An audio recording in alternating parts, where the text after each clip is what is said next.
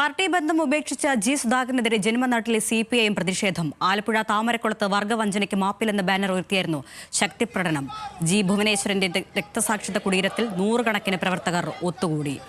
അമൽ സുരേന്ദ്രനുണ്ട് വിവരങ്ങൾ നൽകാൻ. അമൽ, പിണങ്ങിപ്പിരിഞ്ഞ് സുധാകരനെ കടന്നാക്രമിക്കാൻ CPIM നേതാക്കൾ തയ്യാറല്ലെങ്കിലും പ്രവർത്തകരും അണികളും ഒക്കെ വലിയ പ്രതിഷേധം വിമർശനം ഉയർത്തുന്നുണ്ട്. താമരക്കുളത്ത് എന്താണ് സംഭവിക്കുന്നത്?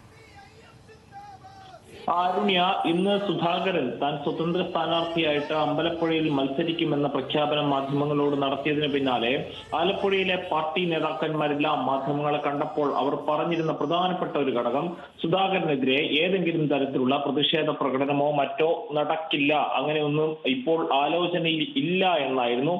അതിന് തൊട്ട് പിന്നാലെയാണ് അമ്പലപ്പുഴയിലെ ഏരിയ സെക്രട്ടറി തന്നെ ഏരിയ കമ്മിറ്റി ഓഫീസിന്റെ ചുമരിൽ ഇത്തരത്തിൽ സുധാകരനെ വർഗവഞ്ചകന് മാപ്പില്ല എന്ന പേരിൽ പോസ്റ്റർ ഒട്ടിക്കുന്നത്. ഈ പോസ്റ്റർ ഒട്ടിച്ചതിന് ശേഷം ഇപ്പോൾ രാത്രി താമരക്കുളത്ത്, അതായത് ജി സുധാകരന്റെ ജന്മനാട്ടിൽ തന്നെയാണ് CPIM പ്രതിഷേധ പ്രകടനം നടത്തിയത്. ഇതൊരു തരത്തിൽ ശക്തി പ്രകടനമായാണ് CPIM കാണുന്നത്. വർഗവഞ്ചനയ്ക്ക് മാപ്പില്ല എന്ന ബാനറോട് കൂടിയായിരുന്നു പ്രതിഷേധം ഉണ്ടായത്. അതോടൊപ്പം തന്നെ വലതന്മാരുടെ എച്ചിൽ നക്കി സുധാകരൻ എന്നൊരു മുദ്രാവാക്യവും ഈ പ്രകടനത്തിന്റെ ഭാഗമായിട്ട് ഈ പ്രതിഷേധക്കാർ വിളിക്കുകയുണ്ടായി.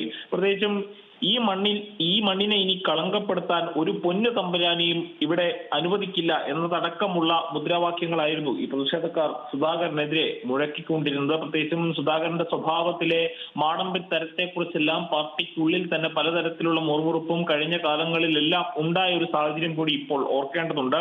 ഏതായാലും സുധാകരനെതിരെ രൂക്ഷമായ മുദ്രാവാക്യങ്ങൾ മുഴങ്ങിയത് ജി ഭുവനേശ്വരന്റെ രക്തസാക്ഷിത്വ കുടീരത്തിന് മുന്നിലാണെന്നതും ഓർക്കണം. പ്രത്യേകിച്ചും ജി ഭുവനേശ്വരൻ സുധാകരന്റെ സഹോദരനാണ്, രക്തസാക്ഷിയാണ്. അദ്ദേഹത്തിന്റെ പേരിൽ സുധാകരന് വേണ്ടതിലധികം പരിഗണനകൾ നൽകിയിട്ടുണ്ട് എന്നാണ് ഇന്ന് ആലപ്പുഴ ജില്ലാ സെക്രട്ടറി ആയിട്ടുള്ള R നാസർ അടക്കം പറഞ്ഞത്.